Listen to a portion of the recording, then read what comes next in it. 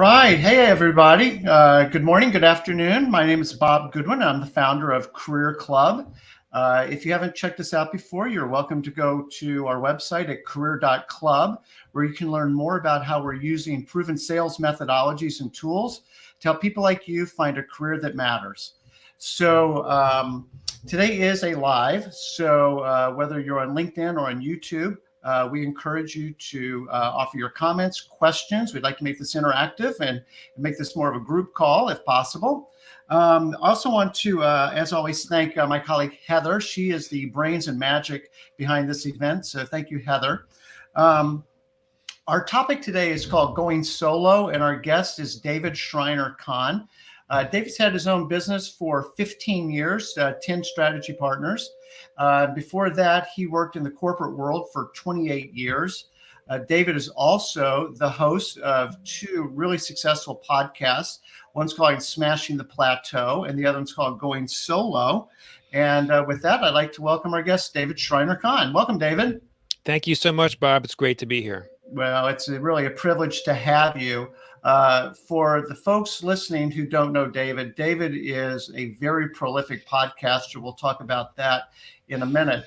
But he's also has his strategy business where he works with entrepreneurs, solopreneurs, consultants, people who are basically working for themselves. And we're going to dig in a little bit deeper on some thoughts that you have about that, David. But before we get started, and you are uniquely qualified to be able to do this little bit of an icebreaker, what we call Rock's Fab Five. And so just kind of a little quick lightning round session to help our guests get to know you a little bit better. So question number one is, where were you born and raised? Asbury Park, New Jersey. So Jersey Shore. Awesome. So you and Bruce Springsteen, I guess, were pals? Well, I wouldn't say that we hung out together necessarily. Plus, he's from a different town. He actually grew up in Freehold. Oh, listen to you. So you are a fan, though, then, right? Yeah. Although he became What's it called? famous Stone by Pony? playing. Yeah, he became famous by playing at the Stone Pony, which is in Asbury Park. Yeah, super cool. Awesome. And then secondly, school, education? So I have a master's in chemical engineering from Cornell, undergraduate Lafayette College, also chemical engineering. And in between, I was at the Technion in Israel for a year on a Fulbright Hayes scholarship. And I'm sorry, so I'll show my ignorance. Can you explain a little bit more about what that school is? It's a, I would say, similar to like MIT. Yep. Yeah. So it's the premier technical university in Israel. Wow, that's awesome. Well, obviously we have a very bright guest. And my older brother is also a chemical engineer, graduate degree, Stanford. And I always tell people he's the smart one, I'm the friendly one. So there we can have our roles down on that. Chemical engineer, very impressive. But unlike me, maybe he still works as an engineer. He does actually. And a little bit about your family. Married, been married for almost 42 years, Awesome. two Wow. children, two great children-in-law, and two wonderful grandchildren.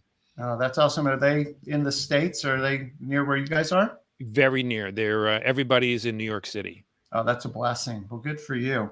And then, I kind of did a little bit of about your career and your 15 years with your consulting practice and 28 years before that as an employee. Do you mind just kind of giving a little bit more color to that?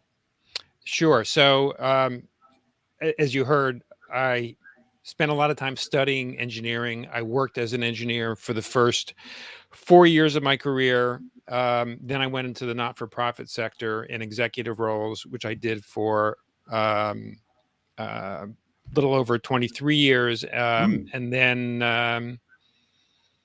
I started my own business, first as just an independent consultant working on my own. And that has evolved, which I'm sure we're going to talk about. Yep, cool. And then lastly, kind of outside of work, right, I'm going to guess family is going to be one of the answers, but what are your passions, interests when outside of work? Yeah, well, we are blessed to have our immediate family very close by, so we do get to spend a lot of time with our offspring, which is terrific. And I live in New York City, so I love doing New York things. We have a subscription to the New York Philharmonic, which thankfully has restarted this year. Yeah. We have a subscription to one of the theaters in town, so we get to see live theater on a regular basis. There's no shortage of stuff to do here. I was going to say, well, thankfully things have opened up a bit more, so you can start to enjoy all the things that make New York such a great, great city. So awesome. Well, let's kind of dive into a little bit of the content.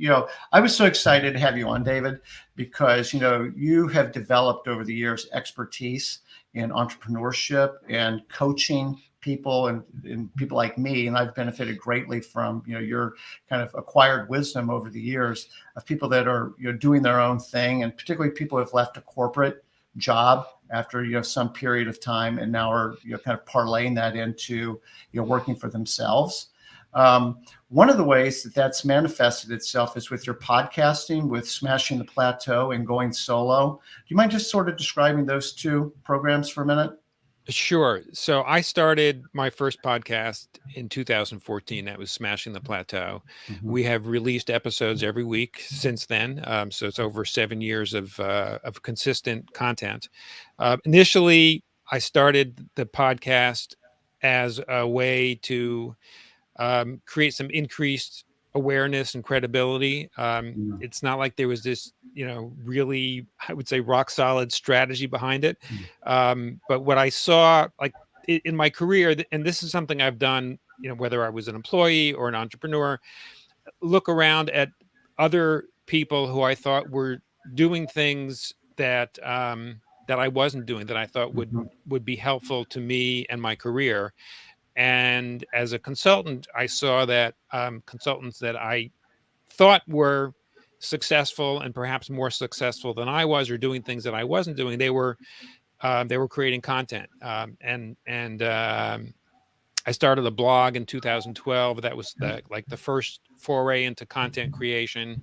Did that consistently for about 2 years, and then went deeper in the type of content using podcasts. And so that was the initial reason for starting Smashing the Plateau. I had no idea when I started it whether I thought I would be any good at it, whether I would like it, how I'd feel about it, but I did it. And one of the things I've learned about content creation, whether it's podcasting or what you're doing with your live video feeds, Bob, or any other kind of content, is don't wait too long. If you're not embarrassed by the first episode or first bit of content you released, and you've probably waited too long. So when I go back and listen to the first episode, which you can still get on our website, first episode, it was very different than the kind of conversations that I'm able to host today. We all evolve, but get started. So anyway, so I started the first show, and one of the things that I discovered that I hadn't anticipated, because I was focused on, okay, what can we actually produce for the audience? How do we build an audience? I discovered that actually podcasting is a great tool to build relationships with guests if you have an interview-based show. And I was connecting with guests that were doing all kinds of great things in the world as entrepreneurs, kinds of people that I would have taken me much longer to connect with, doing the kind of business networking or other kind of relationship building that I was doing. So I actually found that one of the big benefits was connecting with people, not just the audience, but also the guests. So that was sort of how things got started with the first show. And then the second show, Going Solo, after podcasting for about 5 years, I started doing some self-reflection on what I thought the podcast was doing for our audience, what I felt like it was doing for me and my business. And I realized that I would say a good bit of our audience, and frankly, many of the guests, were solopreneurs like me, people that were independent consultants or coaches, or, they had a particular niche, and they were the primary offering that they were selling to their clients. Yes. In doing a little further analysis, I also realized that many of them, like me, had been an employee first for a long period of time. And I did a little bit of market research, which really was, it was prompted by one email that I sent out to our list, where I I I asked for feedback from the readers. He said, I'm thinking about exploring this topic of going solo. I don't think I Mm. even had I don't think I had the name yet for the show, but this topic of going from employee to consultant later in your career. What do you think? It was the most opened email I think I've ever sent. Oh, And wow. so clearly I hit a nerve, and I started scheduling follow-up one-on-one calls with people that responded. I had tons of calls. I discovered a few things. One is, yes, this is a pretty common scenario. The other thing I discovered is many of the people that I had known for a long time started their consulting business when they got fired from their job. Ooh, So they may have wanted to be independent, but they didn't actually take action until they got pushed. yeah. So, and actually, that was my story as well. I really wanted to be a consultant, but I knew that my job was likely to end at some point because there was some redundancy going on in my organization. It had nothing to do with my performance, but I knew that at some point I was probably going to be asked to leave. Mm. And I did wait until that happened until I started my business. But I discovered that, there's this niche of um, very accomplished professionals that are experts in their field that reach a point in their career where it doesn't work so well anymore to be doing it as an employee, and they've never run their own business. And you can do really great work for your clients, but if you don't know how to run a business, you may suffer financially and in other ways. And so I discovered that there was this pretty big need to help people figure out how to be as successful as possible when they make Mhm. that transition from employee to entrepreneur. Again, presuming that they're staying in the same field and still doing the same kind of work. So Yeah. that was sort of the evolution of the second podcast. And at this point, both podcasts really focus on helping consultants build their business. And I would say going solo really is about that early transition. How do you make that initial jump from W-2 in the U.S. to 1099, or whether, if you establish your own business entity as a corporation or LLC, whatever the entity is, but you're going from being an employee and getting a paycheck to getting paid as a consultant.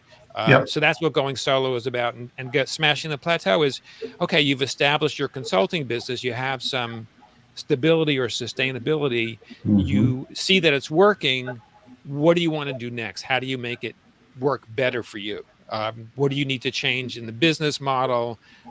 What do you need to change in terms of maybe your marketing or your branding? What do you need to do differently in terms of how you work with clients, etc.? Yep. No, it totally makes sense. I mean, on the going solo part, what makes so much sense to me is you identified a niche, like you said, right? And a very specific one that you discovered by listening to, the people that were, basically already kind of part of your tribe. And you found that there was like kind of a sub niche in there, which I think is really, really interesting. One of the things I wanted to ask you, because I know that a bunch of people that will be watching this now or potentially listening later will say, well, I'm actually kind of still working my job. I'm kind of toying with the idea. So, my number hasn't come up yet, if you will, like, on a CFO spreadsheet that you cost too much and we need to, replace you. Um, what do you find are the biggest inhibitions for people that still have their corporate job, are thinking, man, I would like to work for myself, but what gets in the way of people actually making the leap? Um, there's a false sense of security with the paycheck. You get the same amount of money every payday put into your bank account, and it's very consistent. And for most of us, in order to support our lifestyle, our expenses are fairly fixed. So if your paycheck is enough to meet your expenses to support your lifestyle, it seems very easy. So I would say there's um, it seems secure till it isn't. And the reality is, if you're over the age of 50 in the US, you actually have a greater than 50% likelihood that you will experience job termination. at Mm-hmm. some point in your career. And very often there are financial consequences tied to that. Yep. So, so I would say there's that false sense of security. The other thing is there's fear, like I've never done this before. I've been, Yeah. especially think about somebody who's, let's say 50, 55, 60. You've been working as an employee for 25, maybe 30 years. You know how to do that. And Mm-hmm. you know how it works. So with anything new, there's the unknown of we don't know how it works. We don't know if we can actually pull it off. Right. There are all the statistics about business failures. The percentage of businesses that make it through the first year is not like the number of people that make it past the first year in a job. So it's right. It can feel very daunting. And so if you've never done it before, it can be quite scary. Yeah. Yeah. Well, and, my good friend Wayne Box Miller kind of took the words out of my mouth. One of the things that the pandemic has shown is, one, there's not as much job security as we thought. And then kind of, building on that is the notion that people are really starting to reevaluate because of the pandemic, and we've had this major jolt to the system, right? That's like, wait a minute, what am I doing? Like, I don't like commuting into the city an hour and a half each way every day, and I actually like being home when my daughter comes home from school, and I like having dinner with my family. All, whatever it is, that people have really started to do kind of like a major, reevaluation. And one of the ways, David, that I've started describing it to people is, pre-pandemic, the frame was work, and where does my life fit into that frame? And now it's kind of flipped. It's like, no, the frame now is my life, and where does work fit into my life? But I'm curious, what you've been seeing as people maybe kind of reevaluate or had that reevaluation done for them of going solo. Are you Oh, very finding much more so. people? Yeah, I think the pandemic has really caused us to do a lot of self-reflection. And as part of the self-reflection, we start to realize, okay, what is most important to me? And how do I do more of what's most important to Yep. me and do less of what's not so important to me?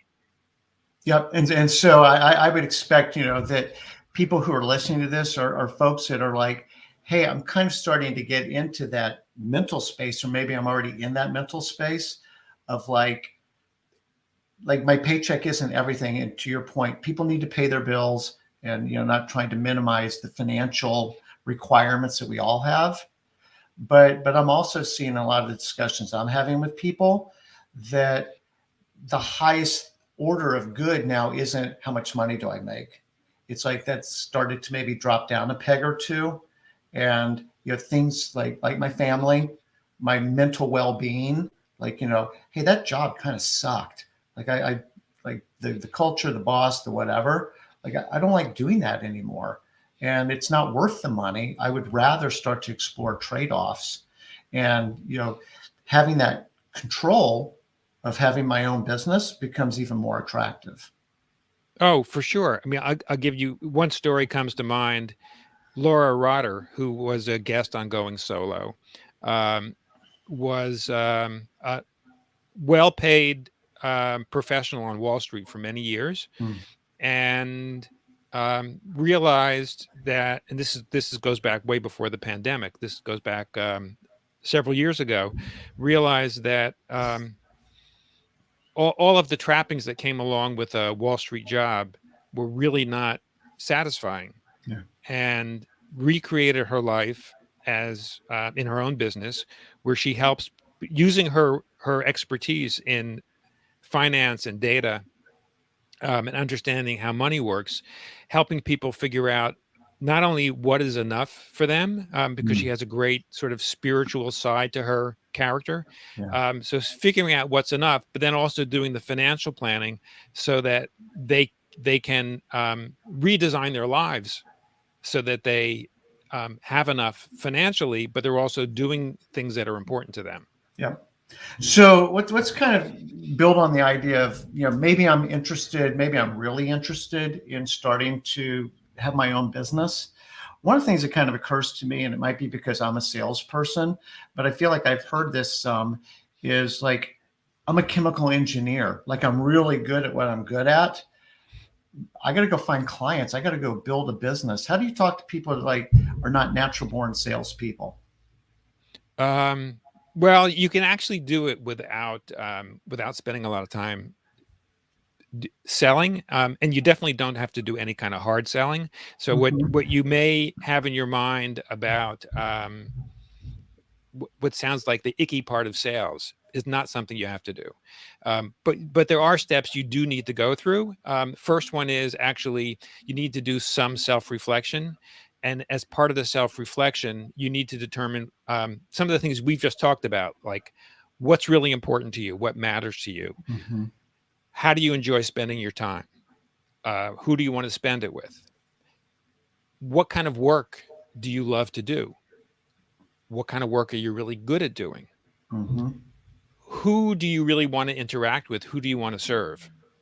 And what kinds of problems do those people have, whether it's individuals or organizations where you're going to be solving the problem? Um, for those kinds of problems, what do you think you would be best suited to solve based on what you love doing and what you're most competent at doing, Yep. Yeah, it's right? funny. And Oh, go ahead. I'm sorry. I was going to say, so the second part of that is you're making a hypothesis about basically about a kind of problem you can solve and for whom.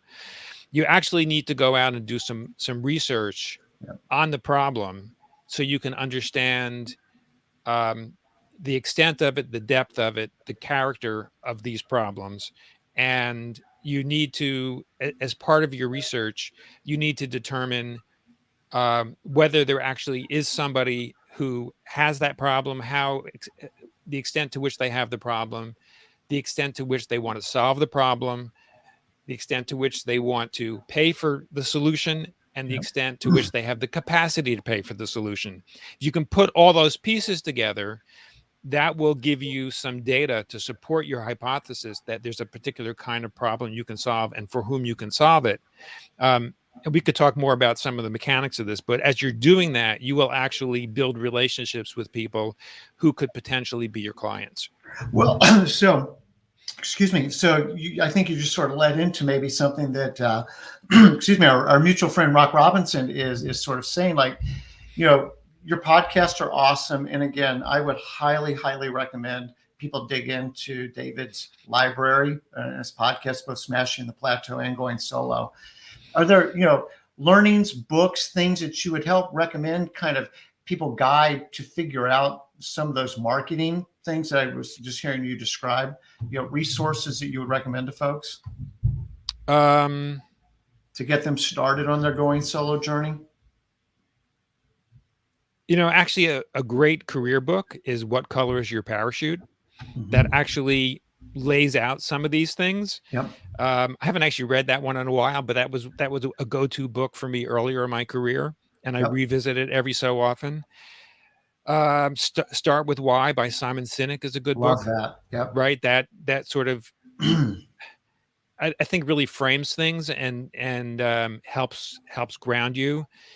Um, Another one that I find really useful is The One Thing by Gary Keller, Mm. which kind of divides up what's most important to you into major buckets, and you can plan how you spend your time based on what's most important based on those major buckets, keeping in mind the 20-80 rule in business and life, which is 20% of our activity produces 80% of our results. So you can kind of reverse engineer the um, the process to achieve the kind of goals that you're working towards.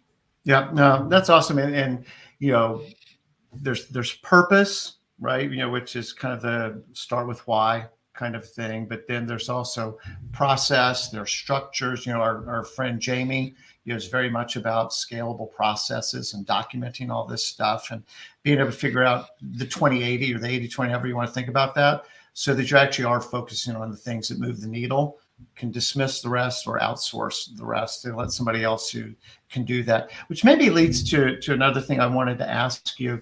When we talk about solopreneurs, right, which would imply it's just me and like I'm doing my thing, are there any kind of either words of wisdom, caveats, or other kinds of advice that you give somebody like, well, yeah, you're doing this by yourself, but you're going to need a one of these and one of these and one of these, and how you kind of build a team, even though you're really a solopreneur?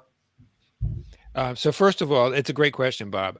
I have yet to meet a solopreneur who actually really works on his business alone and does everything. Yeah.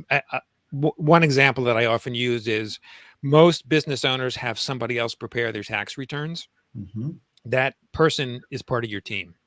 Yes. Whether that person spends a few hours a year or a few hours a week helping you with your business, that person's helping you with your business. So realize that you're actually not doing everything alone, nor should you do everything alone. However, as a solopreneur, the way I define solopreneur is you are the primary offering to your clients. Mm-hmm. So when your clients are buying something, they're buying you, they're buying the relationship with you and also the work that you're doing. But there are elements of running a business that you personally don't need to do, nor should you do. So the two ways to think about building a team are, what is it that you are not particularly competent at doing, but your business needs to be successful? And the second is, what is it that you don't like doing? And you could easily outsource to somebody else, and you would make more money by spending that time doing something where you're getting paid by a client to do it. Yeah. So, as an example, like in my business, as we've talked about, I create a lot of podcasts. And there are parts of the podcast production process that is really about me, and I want to have the relationship with my guests and the relationship with my audience. So I don't have anybody else interview guests. I do that. I don't have anybody else decide who to invite to be a guest. I do that. Yet I have other people who do things like setting up the links to do the recording, or doing the audio editing, or writing some of the material that promotes the episode. I don't have to do that part. So that's just one example. Yeah, and I give full credit at the very beginning of all these episodes. Heather is the brains and the magic, and I just sort of show up and do the interviewing. So talking about a team, right? And that's kind of within the framework of my business. I know that you're really big on building community with other entrepreneurs. Can you talk about why that's important? Well, first of all, even as an employee, I was always involved in communities of some sort. So as an example, even back when I was an engineer, I would take part in engineering association activities. And when I was in the nonprofit sector, there were like groups of local executive directors that would meet once a month, and we would talk about some of the things that were going on in our lives and in our work. Yeah. And I always found those to be really helpful. Yeah. And when I became an entrepreneur, one of the things that I realized was my social structure, both the formal and informal structure that I had from my job, suddenly disappeared. So that the formal part, clearly I was not part of anymore. And actually the informal part, people that were my quote unquote friends from work didn't necessarily want to hang out with me now that I was an independent consultant. And there were people that, in particular, since like many other people, as I've described, I was asked to leave, all of a sudden, they really didn't want to be seen hanging out with me. So I needed like a new circle of people. And I also discovered that employees weren't dealing with the same kinds of challenges I was dealing with. Yes, I was still doing the same kind of work, serving the same kinds of clients, because I came out of the nonprofit sector. Yeah. Initially, I was working as a nonprofit management consultant. But um, my former coworkers didn't have to do business development. They Yeah. didn't have to do marketing. They Yeah. didn't have to deal with issues of, what kind of business entity do I need to create? What do I name Mhm. my business? Um, who do I need to network with? That they didn't have those issues. So I discovered when I started doing some business networking, when I was spending time with other small business owners, whether they were consultants like me or in different other kinds of businesses, I found that was really helpful. I learned a lot from them. Sometimes I was able to share things that I was doing Yeah. that they weren't doing, and we were dealing with some of the same kinds of issues. So I found it, reassuring to know that there were other people who had some of the similar kinds of challenges. And I also learned a lot. So I found that community was really important. Yeah. And as my business has evolved, when I started doing podcasting, I started discovering that there were all these communities of podcasters. As I started doing more and more business online, I discovered there were communities of people that were primarily delivering their services online, which has its own unique set of challenges. Yeah. So I've always found that communities are helpful, and frankly, now that uh, that my focus in my business is helping consultants build their business following a long career as an employed professional, we now host a community for consultants that are trying to build their business. Same idea, with trainings and with ways to connect with other consultants. One of the things that also happens when you're in a community is you start to develop relationships with people that often lead to ways to um, collaborate, whether it's a Yes. formal strategic partnership or even just doing an event together. Like, as an example, you and I, right? We met Yeah. through podcasting, Yeah. and here we are. We're doing an event together. You're Yeah. hosting, and I'm grateful that you've invited me. But this is a way that we're able to share our expertise with people that would benefit by hearing what we have to say. Yep. Well, and so, on the community piece, I'm obviously very, married to that ethos. We're better together. And one of the things that I also heard you say was, sometimes you're receiving help and sometimes you're giving help. And so community really is a two-way street. It's not just sort of showing up and seeing what I can get from somebody, but it's also how can I give, back into the community because it makes the community richer. I think it's just more fulfilling. One of the things I want to make sure that we more than touch on here in some of the remaining time is from your experience with people, who are going solo, and you can take this positive or negative, however is easier to kind of spin it. But the hallmarks of people that you've seen go on to be successful as they would measure success, not as I would measure their success, but they're doing what they want to do. They're making the money they want to make. They're helping their clients, making a difference, bringing value. Are there hallmarks that you see of the people that end up being really good at that, or conversely, sort of the signs of people that kind of typically flame out? Oh yeah, very much. And I like to think of people that are in creative fields as a good analogy. Um, so somebody who is, um, let's say the person is um,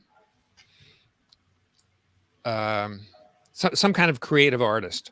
Mhm. They may be really good at creating their art, um, or they may be really good at running their business, or they might be good at both. And if you think about your experience when you go shopping for art, um, there are those people that are um, that you may come across periodically that do very little in the way of business development, marketing, selling, creating awareness, and they might be really good at creating their art, but they often struggle financially. There are those that you may come across who are um, really out there in terms of marketing and selling, but their art might not be so great. They usually make a living, but you might not be so impressed to buy their stuff that much. And then there are the people that are really good at both creating the art and marketing and selling it. And those are the ones that thrive, both because they're creating the kind of art that they want to create, and they're also making a decent living. So Yep. the same thing is true when you're selling knowledge or ideas. Your knowledge and ideas can be really great at solving problems, but if you are working for yourself, or in somehow working in your own business, if you don't understand the business piece, and you haven't put those pieces together, you're probably going to struggle financially. And if you're really good at marketing and selling, but the quality of what you produce is weak, you'll probably do okay. You probably pay the bills. But I don't know that you're going to have lots of raving fans. So what you really want to do is focus on something you're really good at, and also figure out how to build a business that will be successful as a business and support you doing the work that you love. Yeah, well, you kind of, because I know this is part of your tagline, but doing the work that you love and getting paid what you deserve, and finding that subject matter expert, right? The art person in your case, that creative, who also has the business knowledge. You know, a lot of times that business knowledge lags pretty significantly to their area of expertise, which again, to me, speaks so much to the value of being in a community, so that you can kind of scale that part of your competencies up much more quickly than kind of, doing this all by yourself, learning the hard way.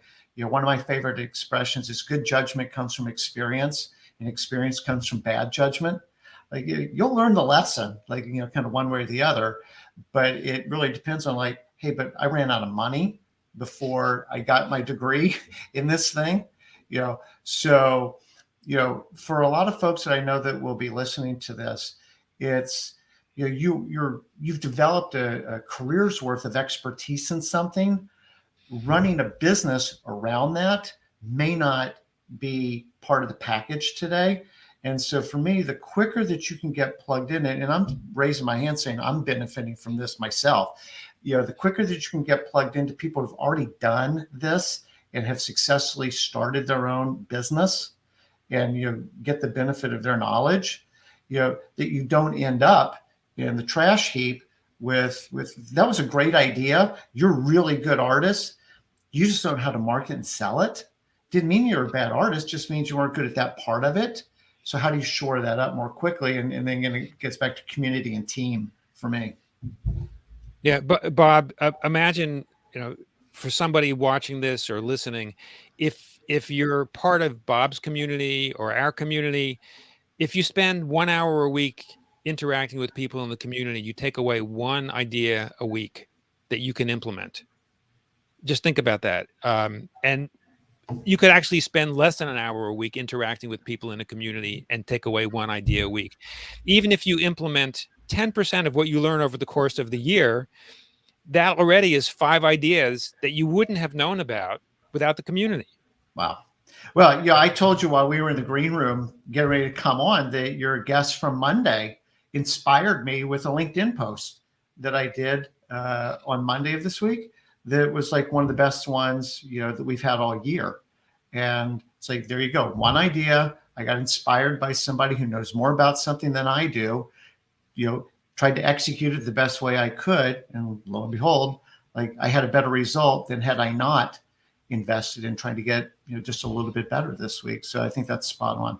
Here's an interesting question. You've been doing this for a long time, both on your own. You obviously also had this massive wealth of knowledge that you've accumulated from all the guests that you've interviewed. If you could go back and talk to David 15 years ago, starting out, what would you have done differently? Actually, what I probably, and I hadn't thought about this before you just asked this question now, although I thought about this in advance, but this is a different answer than I would have come up with. I actually would have spent time um, following the process I described earlier, which is not only doing the self-reflection, that part I did, but actually doing the market research. I think I would have more than likely found a slightly different niche that I think would probably have been um, more successful in a business framework faster than what I've done over the last 15 years. So the market research is something that I could have done a better job on. Yep. So, I think that's, what I would kind of put on a general category of preparation, right? And just doing as much fact finding as you can and being open, to, I went into Career Club with some preconceived ideas, but I also had 10 years of basically market research by helping people in job search. So I had a pretty good body of knowledge coming into this. But, I think it was General Eisenhower, somebody's like, battle plans are great until the bullets start flying. And, like just being flexible and like continuing to listen to the market and, not being so married to just an idea, but being willing to kind of bend and flex and go with gravity. Like if the market's telling you it wants something and it wants it delivered in a certain way, then that's kind of incumbent upon me to figure out, how can I shape the offering to fit what the market says that it wants. Now, you're getting a compliment here from Robin, says, you're just very pleased with the services and, how you kind of help the emotional stamina. That's a true statement, of people doing their own thing. And then do you want to talk just a little bit about your ebook? Because it's got 49 tips. I think. Oh, sure. Yeah. Maybe back to Rock's question on, resources that might help somebody. Yeah, this is a pretty easy one and it's free. We've taken 49 of our most popular episodes out of the 700 plus that we've produced so far. And there's a bonus question that I ask guests after we finish the recording. So these are not, they're not part of the podcast episodes, but I ask them to provide one actionable tip that helped them produce the results that we discussed in the episode. So everything that we discuss up until that point kind of gets boiled down to one really short tip. So we've taken 49 of these tips and we've organized them into 4 buckets. So there's, and these are the themes that seem to be the most common themes that we discuss on the podcast. So one obviously is business development, because that's a big one for people. Relationship building is one. Mindset is another one. And the last one is productivity. People want to be able to do what they're doing more effectively. So yeah, you can get the ebook by going to our website, smashingtheplateau.com. /tips will bring up the ebook. So smashingtheplateau.com/tips, TIPS. Awesome. I want to acknowledge a comment here from my good friend Kelly Smith. So no bashing creatives, and nobody's bashing creatives, but he makes, I think, a more broad point that doesn't apply just to creatives. But many creative people get absolutely no business or marketing training. Design schools typically don't do budgeting, marketing, running a business, biz dev, and I would agree with Kelly. It is a big miss. And I think that that's probably true in a lot of disciplines, that they don't really teach you how a business really works. Can we talk about this? Do we have a few more minutes for this? As much time. This is like a huge topic, and this is one of the things that drives me crazy about the American educational system, which is in higher education, you don't get any training for running a business. I certainly didn't learn anything about being an entrepreneur when I was in college or grad school as an engineer. Engineers are supposed to be making companies more successful, but we learned nothing about actually running, particularly a small business. And I don't know what the MBA education is like nowadays, but I know it was designed to help people become in leadership roles in big companies, which is very different than being a solopreneur. Law school doesn't teach you how to run a law practice. Medical school doesn't teach you. Nowadays, everything is now run by the big hospitals. But it used to be that you could, you became a doctor and you'd basically run a small business as a doctor, or a dentist. Certainly, you do that. Yes. So none of these teach you anything. And frankly, forget about college and higher education. In our basic education, we don't teach basic financial literacy, and which is like the bedrock of being able to survive as an adult. And frankly, what you need to do as a business owner is not that much different than what you need to do to financially run your household. Yeah. Yep. No, you're right. It is a giant miss. And, I think the oxygen in all of this is cash flow, and people don't understand cash flow. Hey, everyone I sell is really profitable. Great. Nobody's paying you, or you're paying your vendors faster than you're getting paid. And like, I sold a bunch of stuff and the margin on this is really good. Yeah, but you ran out of money, and that's how businesses go away. So The yes. number one cause of business failure is lack of cash. Yep. So I used to work for Dun& Bradstreet, which is, in the business credit world. And one of my all-time favorite signs that a credit manager had in his office is, in God we trust, all others pay cash. So it works. So is there one item, if you had to boil all this down, that you would want to leave our audience with, David? Yeah. Don't let fear in your way. Just get started. Yeah. Get going. Heather, you want to put that up? Planning is great, but execution is really where it's at. Yeah. You were talking about social media earlier, and the way one person said it that kind of stuck with me is, don't wait for perfect to press post. And like you said, you're putting yourself out there, maybe more than a little bit, as you said, and my empathy level is 100%. First episode, oh my gosh, what am I doing? I'm not qualified to do this. And you just kind of keep doing it and hopefully getting better as you go. But I want to thank you, David, because I think that, you've inspired, but also instructed, that there is life outside of corporate America, and that there's a path, there's a way, there's a process to get there. And what you're doing, in your consulting practice. And guys, all these podcasts are free. Like, go get the 49 Tips book. Go listen to some of these amazing people that David has as guests. I mean, it's a university level education on how to have a successful consulting practice. And so, Dave, that's why I'm so honored that, you spend a few minutes with me here today. If people wanted to contact you or learn more about your business, how would they do that? You can go to smashingtheplateau.com. That is the repository for everything about what we do. You can get in touch with me there. There's a contact form. I'm pretty active on LinkedIn. I'm the only David Shriner-Cahn in the world, so I'm pretty easy to find. Yeah, you just reach out. I'd be happy to spend a few minutes chatting with you if you have questions. Awesome. Well, it has been really a pleasure and a privilege today, David. So thank you. And thank you for everybody who has been with us live. And if you see this on the replay, thank you so much for doing that. And with that, thank you, everyone. And Heather, thank you so much for being such a great hostess. Thank you.